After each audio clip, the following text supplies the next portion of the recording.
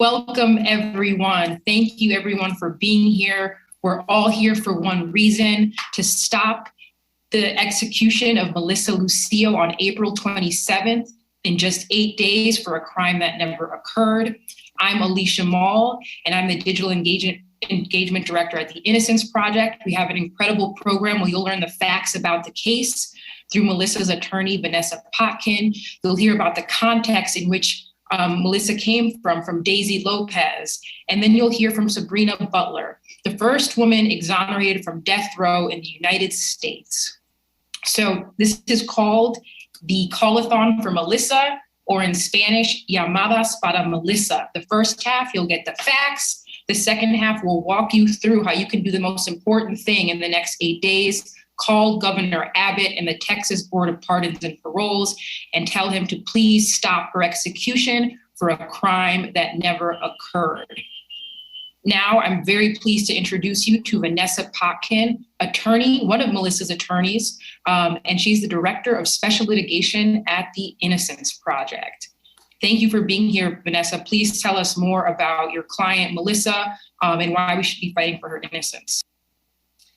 Thank you so much, Alicia. The Innocence Project joined Melissa Lucio's legal team at pretty much the end of January and of this year, and it was after her execution date was set. And the reason that we reached out to her legal team and offered to join in was because we recognized from what we had read about her case and what we investigated, that Texas was on the verge of executing an innocent woman. 1 out of 7 women who have been exonerated was wrongly convicted of murdering a child who in reality died of an unrelated accident or undiagnosed pathology. You're going to hear a little bit more from Sabrina, and that's what happened to her, and that's what's happening right now with Melissa Lucio. In 2007, Melissa was moving homes with her family. Mariah was the youngest of her 12 children at the time. As they were packing up, Melissa was in a room packing with one of her older children, and Mariah was playing next door. And at some point, she couldn't hear Mariah playing anymore and went to check on her. Mariah had gotten out of a screen door, and the apartment was a second floor apartment. And Melissa saw her at the bottom of the stairs. And the staircase was fairly rickety and had 14 stairs. Mariah didn't seem to be, significantly injured. She, had a bleed from her lip where her, tooth had knocked into her lip, but, otherwise seemed to be okay. And then over the next 2 days, she started to sleep more. She started to eat less. And the family became increasingly concerned about her.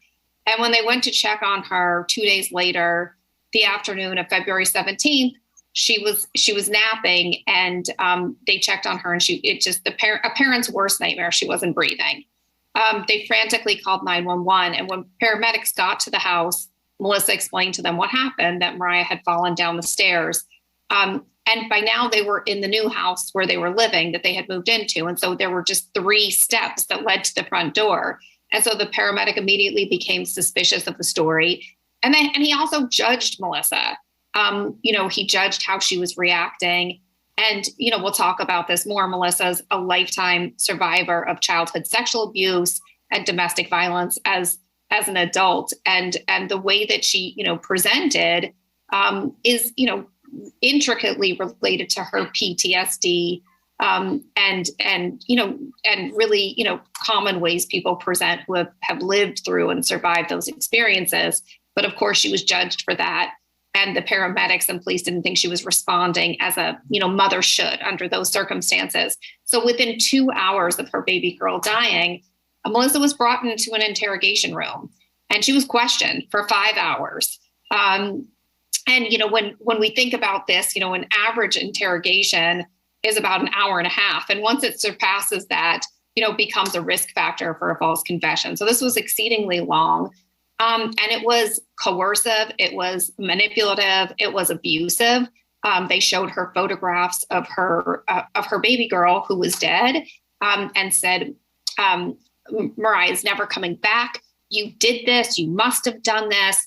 Over 100 times, she asserted her innocence, and they kept questioning. They interrupted her. And the clear message was, this interrogation is not going to stop until you acquiesce and tell us what we want to hear. So ultimately, she took responsibility for some of Mariah's injuries, and that was used as a confession at her trial. And not only did it play a big role in her trial, but it really impacted the medical evidence in the case, because 2 of those interrogating officers were present when Mariah's autopsy was conducted. They were in the room. So the medical examiner was told Melissa confessed. So it was not about an investigation into what happened to Mariah. It was about building a case against Melissa. And in doing so, the medical examiner ignored Mariah's health history, which was significant. She had a foot that was turned in. She had a history of falling. She even fell one time at a preschool program and suffered a traumatic brain injury and was knocked unconscious. So she had a history of falling. She also had indications of a blood coagulation disorder called DIC. DIC causes profound bruising throughout the body.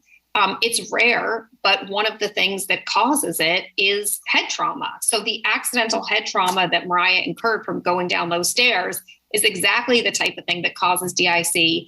And Mariah had indications of it in her autopsy, but the medical examiner ignored that and then falsely testified at trial that the bruising on Mariah's body had to be from intentional abuse. It had to be from a beating and nothing else, even though there was indications of this blood disorder that causes the exact bruising that was being seen. And there was other false testimony presented at Melissa's trial because the medical examiner, when she conducted the autopsy, was not really trying to understand the causes of Mariah's death, but she was building this case against Melissa. So everything was viewed, and every injury that Mariah had, the medical examiner went into court and said, this only could have come from abuse. And in fact, that autopsy was completely biased and inadequate. And what we now know through having the medical evidence reviewed is that all of Mariah's injuries were completely consistent with complications after falling down the stairs. And so at the core of this case, this is a tragic accident and it's not a murder.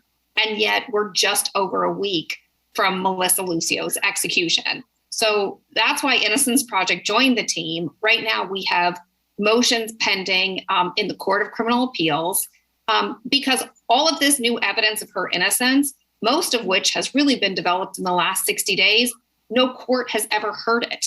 No jury has ever heard it. Nobody's ever considered her risk factors for falsely confessing or the coercive interrogation methods.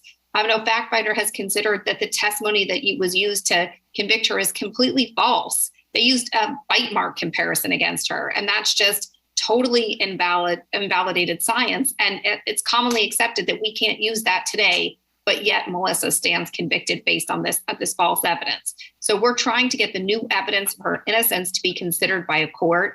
And the court has a power to stay, to halt the execution, so that we can have hearings and that this new evidence for innocence can be considered. But if the court doesn't step in, ultimately we have a clemency petition that is before the Board of Pardons and Paroles right now. It's for the board to make a recommendation. That recommendation goes to the governor. So if the board recommends clemency, then it will be in the hands of Governor Abbott, and Governor Abbott could grant clemency. If the board doesn't recommend clemency, Governor Abbott still can act. He has the power to issue a reprieve so that we can get back into court and we can finally have a fair consideration of her case and the evidence that doesn't exist against her and the affirmative evidence of her innocence. Thank you for the facts, Vanessa. There's a lot of key things here, and I think the best thing to hear them again, my team is going to put the 9 facts about the case in the chat so you guys can have them for yourselves and read, but that's super important to know that, again, Melissa here faces an execution for a crime that never occurred. So thank you so much for being with us.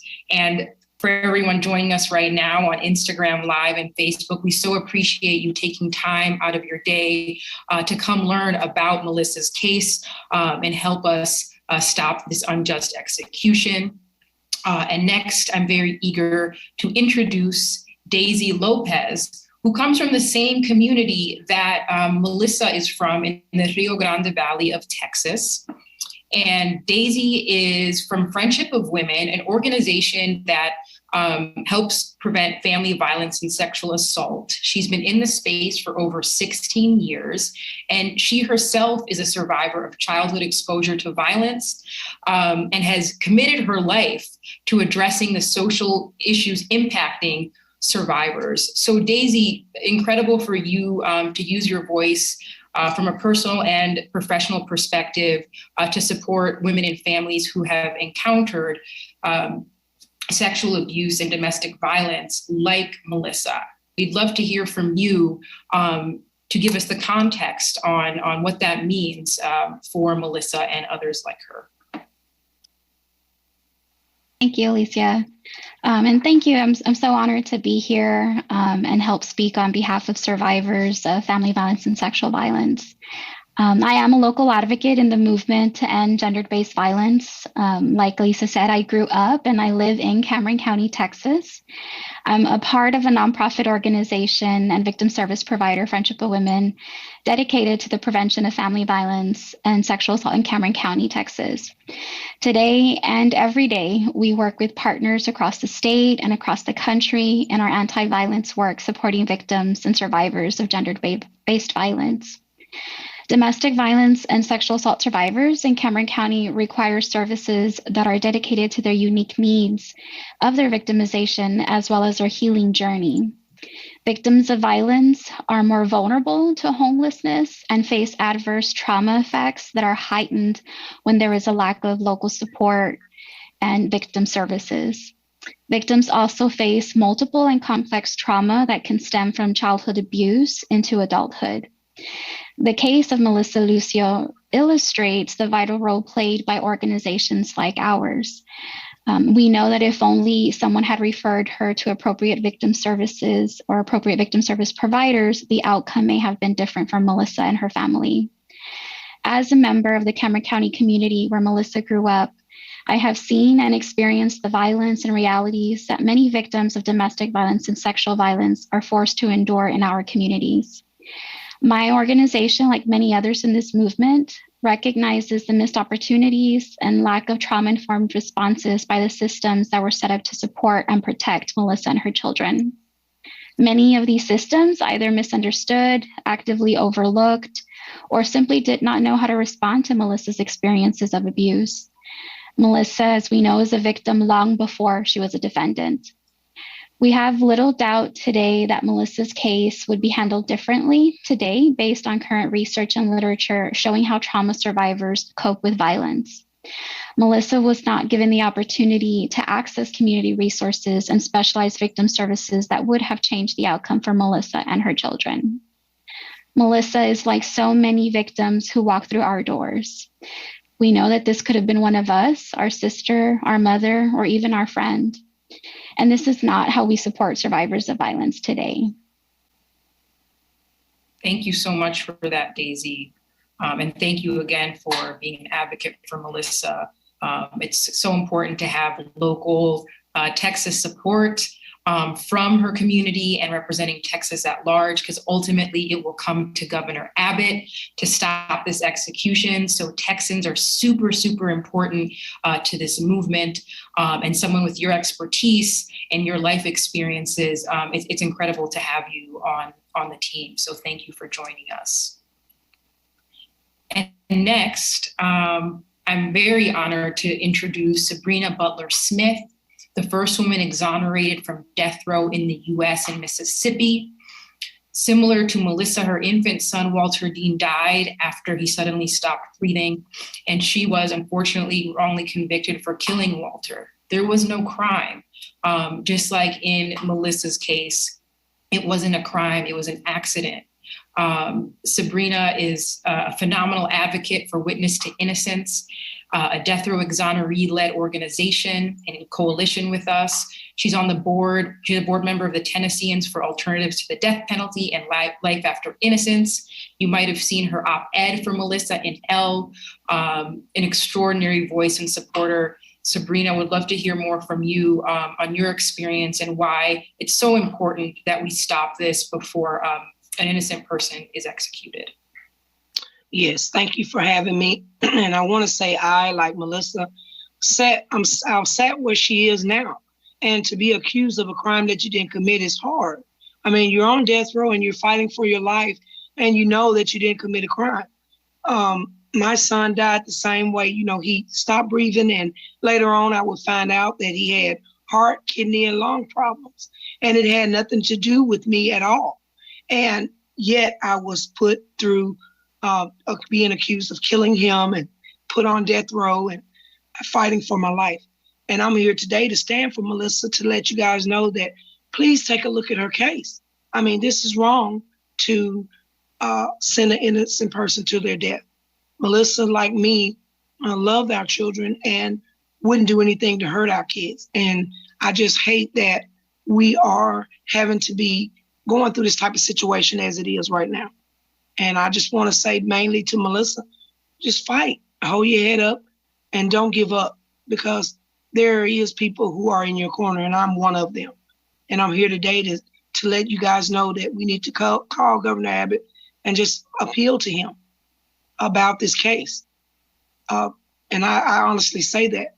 Please, thank you. Thank you so much, Sabrina. And, just thank you for centering us that this means a lot to see people speaking out to Melissa, who is on death row, with an execution date. So to see you all here speaking up for her, everyone on Instagram Live and Facebook, thank you for everything that you've done. I'd love to show you the growing support for Melissa. And again, thanks to Vanessa Potkin, her attorney, Daisy Lopez from Friendship of Women, and Sabrina Butler for putting us in context to what this is about and why we are here. And just so you guys know where we are right now, over 100 bipartisan Texas lawmakers have signed letters to the Texas Board of Pardons and Paroles, the group that can advise Governor Abbott not to move forward and to grant Melissa clemency. Both sides of the aisle, incredible. Hundreds of anti-domestic violence assault organizations, hundreds of faith leaders, Latino groups, and Texas exonerees have joined also in calls to urge Texas to grant Melissa clemency. Just 2 days ago, Texas lawmakers went to Melissa and prayed with her on death row. There's a great photo on innocenceproject.org that shows that powerful moment. And now this is about you. Over 40,000 Texas residents have made over 8,000 connections to Governor Abbott and the Texas Board of Pardons and Paroles. That is phenomenal. But guess what? We're 8 days away and Melissa still faces execution. We have got to get the phone calls in. And here is where you come in. We're going to show you how to make calls to Governor Abbott and the Texas Board of Pardons and Paroles in both English and Espanol, joined by my colleague, Isabel Vasquez. So again, if you're at a computer, go to savemelissa.org right now, take out your phones, and we're going to walk you through this together. So savemelissa.org, or Salvemos Melissa in Spanish, you can enter your information. We're going to show you how to do that. Savemelissa.org, scroll down, enter your title. So this form will send emails, tweets, and get you a call to our target, Governor Abbott and the Texas Board of Pardons and Paroles. We're going to give you talking points on what to say.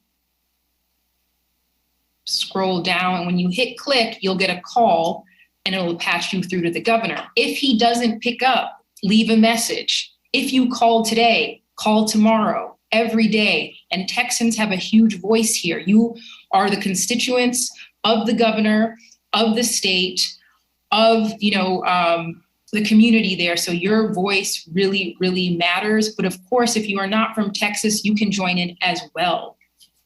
So just to recap the tips here, when you call, wait for the prompts to finish. Be patient with it. You're going to type in your zip code, and then it's going to dispatch you. If no one picks up, leave a message. Keep calling every day until we know that she no longer faces execution. It's a matter of crunch time right now. How else can you get involved out there? To our community members on Facebook and Instagram Live, keep posting her story. When you see Innocence Project post, share it to your stories. When you see us doing TikToks, create your own TikToks. We have materials in both English and Spanish. Of course, the Latino community is a big part of this, as Melissa would be one of the first Latino women executed in Texas and in the US since at least the 70s. Both languages are important here, especially given the Latino community in Texas. So now I'm so happy to introduce Isabel Vasquez, my partner in crime, and she will be showing us how to call the governor in Espanol.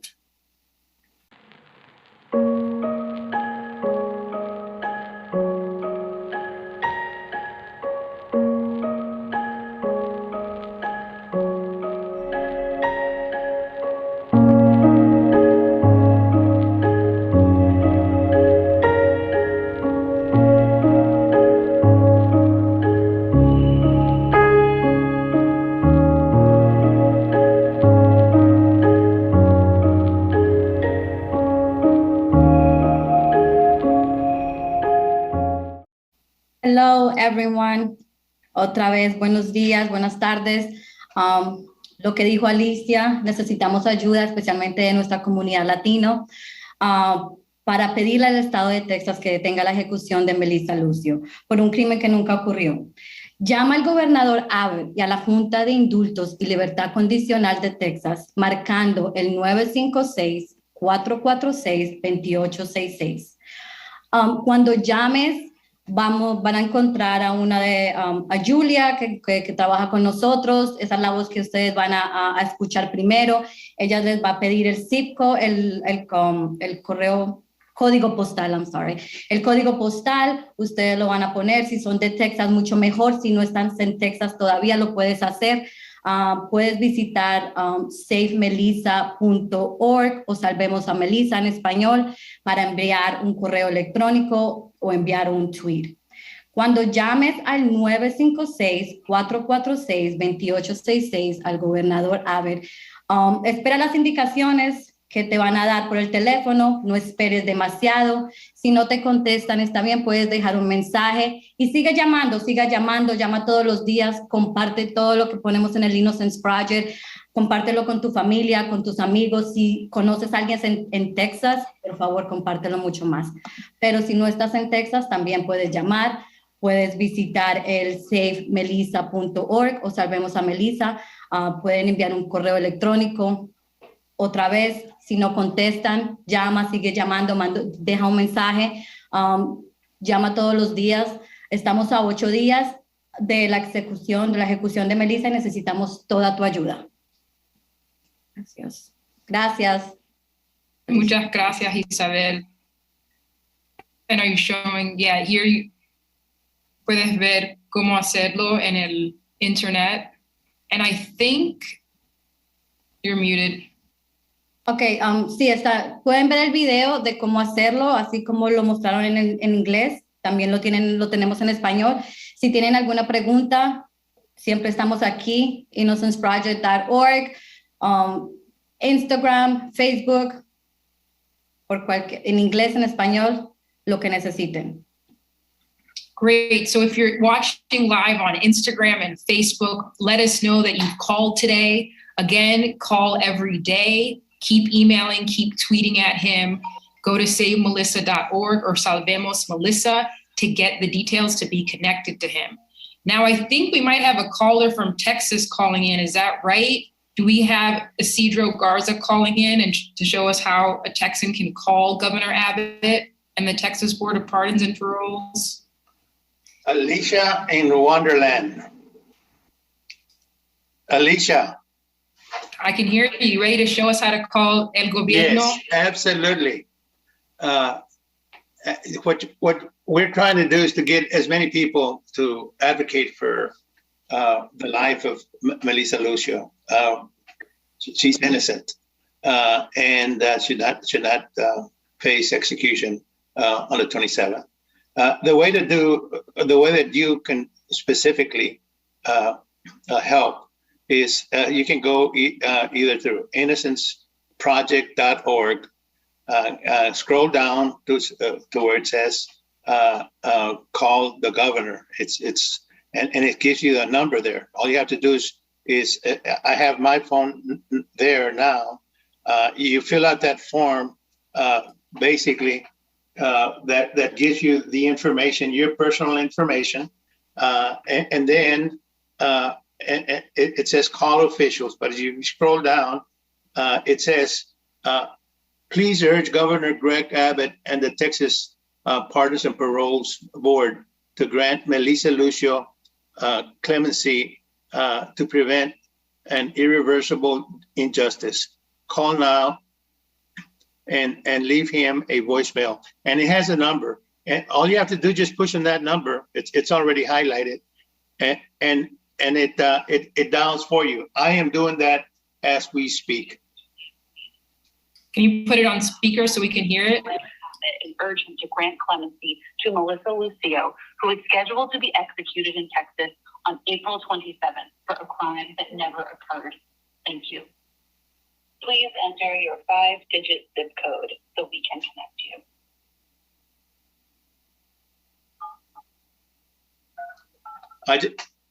I entered my zip code, 773, which is in Houston. If this is correct, press 1. To try again, I'm trying to will see. now connect you to Greg Abbott.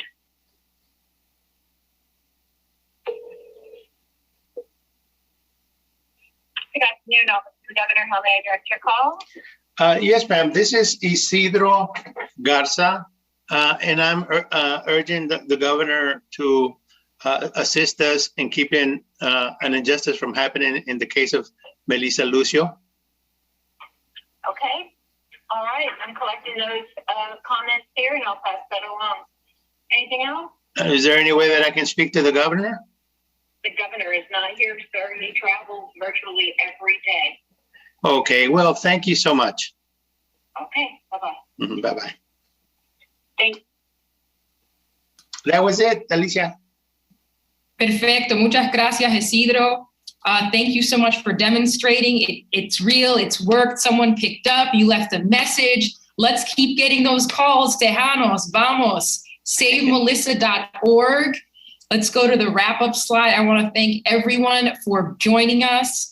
Vanessa Popkin, Daisy Lopez, Sabrina Butler-Smith, Isabel Vasquez, and our caller from Texas, Isidro Garza. Now it's your turn. Go to SaveMelissa.org and call Governor Abbott and the Texas Board of Pardons and Paroles. Share Melissa's story. Follow Innocence Project so you get the facts and you get the advocacy tools needed to stop this. We have just 8 days.